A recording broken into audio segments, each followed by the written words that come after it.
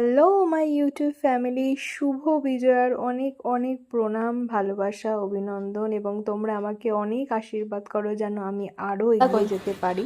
হ্যাঁ দাদা কই? দাদা কই? দাদা ঘুম ঘুম করছে? দাদা ঘুম ঘুম হচ্ছে? দাদা তুমি আমার কাছে আদর খাচ্ছ? হ্যাঁ, আদর হচ্ছে, আদর আদর খালি। আশা করি ব্লগটা দেখে বুঝতেই পারছো এটা দশমীর ব্লগ ছিল। তো দশমীর দিন আমরা খুব সকাল সকাল বেরিয়ে গেছিলাম রঘু ডাকাত দেখতে।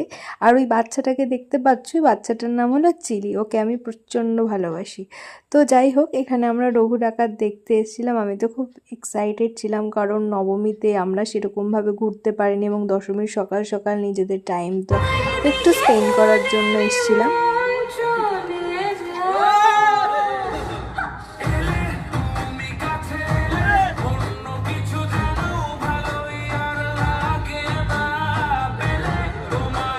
ও রঘু ডাকাত মুভিটা ছিল অসাধারণ। এক কথায় দেবদা, তুমি যদি সত্যি আমার ব্লগটা কোনোভাবে কোনোদিন দেখতে পাও, আমি একদম আপ্লুত হয়ে যাব আনন্দে। যাই হোক, এই মুভিটা দেখে আমি চলে এসেছিলাম বাড়ি, এবং বাড়ি এসে মৌমিতা বলে আমার একটা ফ্রেন্ডের বাড়িতে গেছিলাম, এবং ওর বাচ্চা ছেলেটা অনেকটা বড় হয়ে গেছে, ওকে একটু আদর করে চলে এসেছিলাম মণ্ডপে।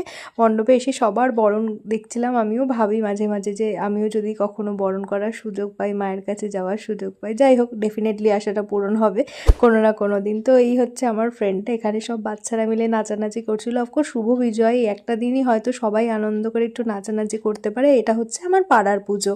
আমি সারা পুজোতে একদিনও আসতে পারিনি, ষষ্ঠী, সপ্তমী, অষ্টমী, নবমী, দশমী, এই দশমীর দিনটাই কিন্তু অ্যাকচুয়ালি আমি আসি। তো মাঝেও আসি, কিন্তু আসতে পারিনি, টাইম হয়নি। তো এখানে আমি নিয়ে এসেছিলাম একটুখানি খাবার খেতে, স্ন্যাক্স বলতে পারো। আর এখানে সমস্ত ঠাকুরগুলো আস্তে আস্তে বিসর্জন যাচ্ছিল, খুব ভালো লাগছিল দেখতে। আমি খুব ছোটোবেলায় বাবা নিয়ে আসতো, তখন আমি আসতাম অ্যাকচুয়ালি বাবার সাথে। তো মা, আমি, বাবা দেখতাম।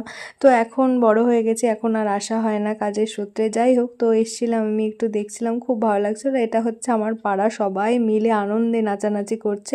এইরকমভাবে সবাই যেন হ্যাপি থাকছো। টাটা।